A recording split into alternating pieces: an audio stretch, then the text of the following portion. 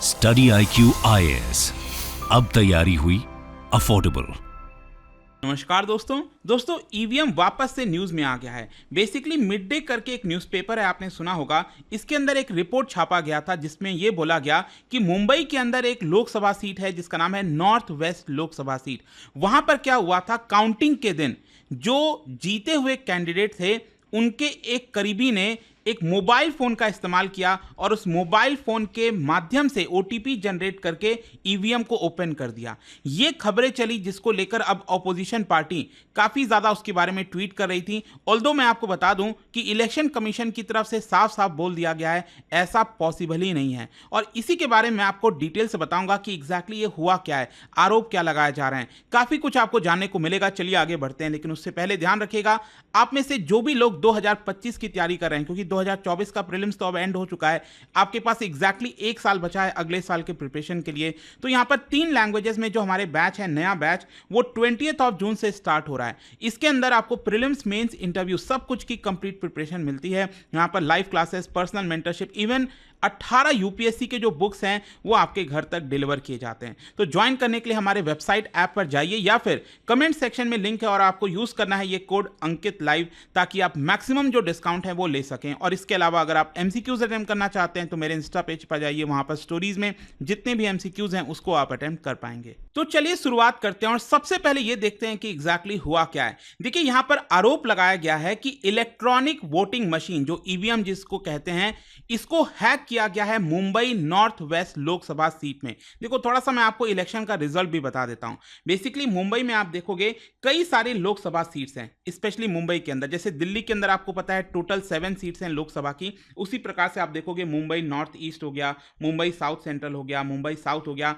यहां पर आप देखिए मुंबई नॉर्थ वेस्ट, ये वाला जो लोकसभा सीट है, यहां पर जीता कौन है। बेसिकली अगर आप देखोगे तो टक्कर जो है वो था शिवसेना। बेसिकली आपको पता है शिवसेना डिवाइड हो गई थी। एक तो यहां पर जो एनडीए के साथ अलायंस में है एक नाथ शिंदे की जो शिवसेना है वो, और साथ ही साथ जो बाला साहेब ठाकरे, मतलब जो उद्धव ठाकरे जो है उनके बेटे, तो उनका जो शिवसेना है उनके कैंडिडेट थे, और उनकी तरफ से कैंडिडेट थे अमोल कीर्तिकर, और साथ ही साथ जो बीजेपी के साथ जो शिवसेना है एक नाथ शिंदे वाली, उनकी तरफ से कैंडिडेट थे रविंद्र वायकर। देखिए यहां पर डिफरेंस कितना है, डिफरेंस है सिर्फ 48 वोट्स का। मतलब कुछ भी हो सकता था, इतना ज्यादा कांटे की टक्कर थी। जो एक नाथ शिंदे वाले कैंडिडेट हैं रविंद्र वायकर, वो 48 वोट्स ज्यादा मिला है उनको यहां पर उद्धव ठाकरे के जो शिवसेना है उनके मुकाबले। तो बहुत कम मार्जिन का यहां पर अंतर था, और इसी की वजह से कहीं ना कहीं यहां पर कंट्रोवर्सी क्रिएट करने की कहीं ना कहीं कोशिश की जा रही है। और बेसिकली यहां पर आप देखोगे ऑपोजिशन पार्टी ने आरोप लगाया है कि यहां पर एक तरह से जो ईवीएम है उसको हैक किया गया था। मतलब जो काउंटिंग का दिन था 4 जून, जब काउंटिंग हुआ था, लोकसभा का रिजल्ट सामने आया था, उस समय इसको हैक किया गया था। ऑल्दो यहां पर इलेक्शन कमीशन की तरफ से जो रिटर्निंग ऑफिसर्स हैं उन्होंने साफ साफ नकार दिया है, कहा है कि जितनी भी बातें कही जा रही हैं जानबूझकर मैनिपुलेट किया जा रहा है, लोगों को ध्यान भटकाने की कोशिश की जा रही है। खैर यहां पर मैं आपको यह भी बता दूं, जो कांग्रेस पार्टी के लीडर हैं राहुल गांधी, और साथ ही साथ ऑपोजिशन के कई सारे लीडर्स, उन्होंने मिड डे न्यूज़पेपर जो है उसके रिपोर्ट का हवाला दिया, और उसमें यह बताया कि देखिए जो कैंडिडेट जीते हैं एक नाथ शिंदे वाले रविंद्र वायकर, उनके यहां पर जो रिलेटिव हैं, उनके साथ एक रिलेटिव थे, वो काउंटिंग वाले दिन बूथ के अंदर गए थे, जहां पर काउंटिंग हो रही थी वहां पर गए थे, और मोबाइल फोन का इस्तेमाल करके ईवीएम को जो है हैक कर लिया था।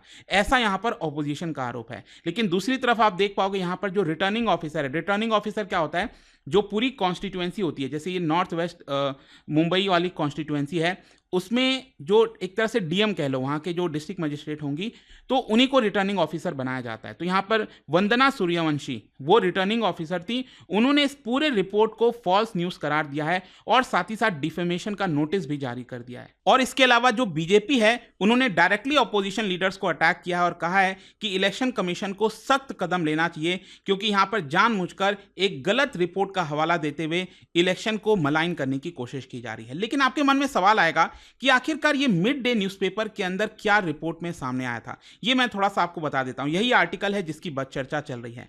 बेसिकली इस आर्टिकल में ये बोला गया है, रिपोर्ट के अंदर ये बोला गया है कि जो कैंडिडेट जीते हैं एक नाथ शिंदे वाली जो शिवसेना है, उनके जो कैंडिडेट हैं रविंद्र वायकर, जिनको 48 वोट्स ज़्यादा मिले थे, उनके ब्रदर इन लॉ हैं बेसिकली, जिनका नाम है मंगेश पंडिलकर।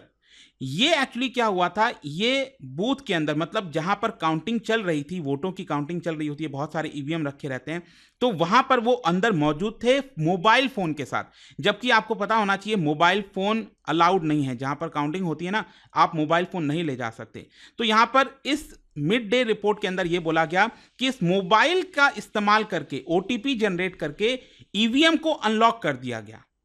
और यही यहां पर रिपोर्ट में बोला गया है, जिसका अपोजिशन पार्टी हवाला दे रही है। और इसी को देखते हुए यहां पर जो इलेक्शन कमीशन है, उन्होंने नोटिस जारी कर दिया है इनके, एक तो क्योंकि इन्होंने गलत किया है ना, साफ सी बात है, एक तो आप मोबाइल फोन अंदर ले जा नहीं सकते, इसी क्योंकि अगर मोबाइल फोन नहीं ले जाते तो ऑब्वियस सी बात है यहां पर ये कंट्रोवर्सीज होती नहीं, ठीक है। तो यहां पर उनके खिलाफ और साथ ही साथ वहां पर जो एक पोलिंग ऑफिशियल थे दिनेश गौरव, दोनों के खिलाफ आईपीसी के अंदर जो सेक्शन 188 है उसके तहत केस दर्ज करा दिया गया है, क्योंकि जो इलीगल है वो तो इलीगल है, लेकिन हाँ यहां पर हमें समझना है कि किसी भी प्रकार की ऐसा कोई धांधली नहीं हुई है, ऐसा इलेक्शन कमीशन का कहना है। इनफैक्ट मैं आपको यह भी बता दूं कि यहां पर जो मिड डे न्यूज़पेपर है उनको भी नोटिस भेजा गया और कहा गया है कि आप हमें 24 घंटे के अंदर रिप्लाई करिए कि हम आपके ऊपर criminal proceeding under section 499 and 505 क्यों नहीं इनिशिएट करें, क्योंकि आप इस तरह के आर्टिकल पब्लिश करके जानबूझकर लोगों का ध्यान भटकाने की कोशिश कर रहे हो, उनको गुमराह करने की कोशिश कर रहे हो। लेकिन देखिए यहां पर एक और चीज मैं आपको बताता हूं, अगर आप इस आर्टिकल को यहां पर ध्यान से देखोगे, एक चीज लिखा हुआ है, mobile phone was used for generating the OTP that unlock the EVM machine.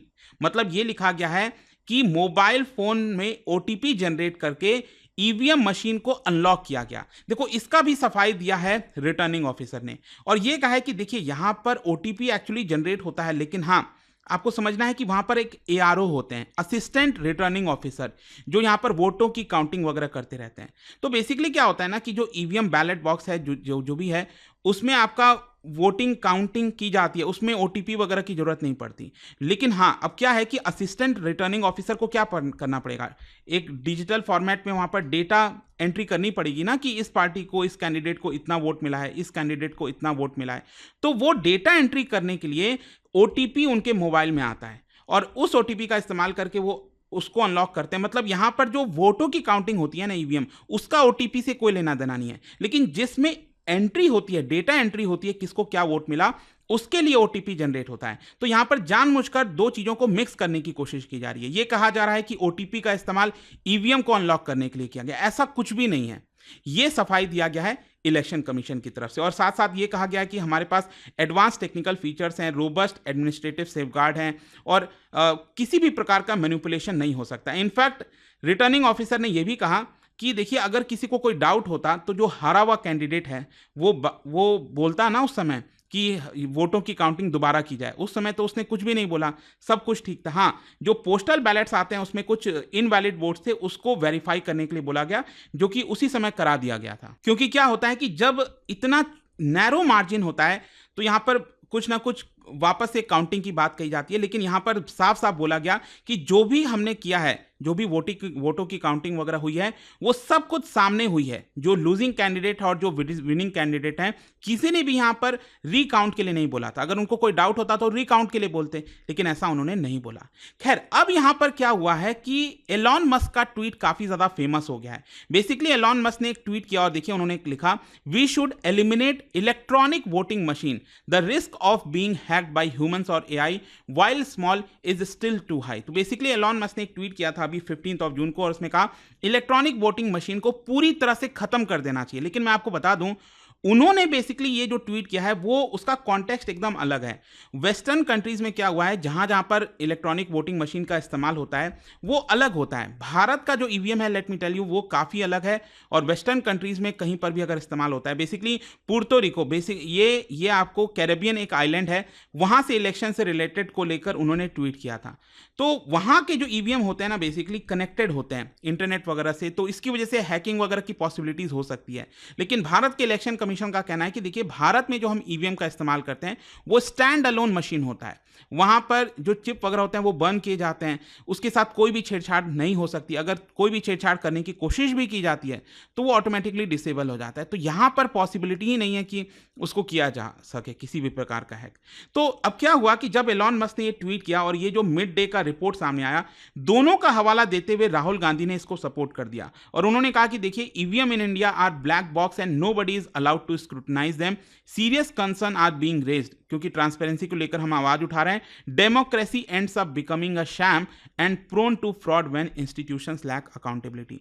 तो राहुल गांधी ने एलॉन मस्क और इस मिड डे का जो रिपोर्ट था उसको एक तरफ से सपोर्ट कर दिया। इसी की वजह से बीजेपी भी पलटवार में आ गई और कही कि यहां पर जानबूझकर अगेन ईवीएम और इस तरह की चीजों का हवाला दिया जा रहा है। खैर, मैं आपको यह भी बता दूं कि ये जो इंसिडेंट हुआ है, जो अभी नॉर्थ वेस्ट मुंबई वाले लोकसभा सीट पर ये जो इंसिडेंट हुआ है, इसको लेकर 3 टीम बनाई गई है मुंबई पुलिस के द्वारा, जिसको लेकर पूरा इन्वेस्टिगेशन जारी है, जिसमें सीसीटीवी वगैरह देखा जाएगा। इलेक्शन कमीशन ने जो सीसीटीवी का फुटेज दिया उसमें जांच की जाएगी कि एग्जैक्टली हुआ क्या था, मोबाइल फोन अंदर गया कैसे। हाँ देखो, ये बात आपको समझना है, मोबाइल फोन वहां पर ले जाना काउंटिंग के समय वो गलत है और उसको लेकर यहाँ पर जो सज़ा मिलनी चाहिए, जो भी यहाँ पर कार्रवाई होनी चाहिए वो होगा।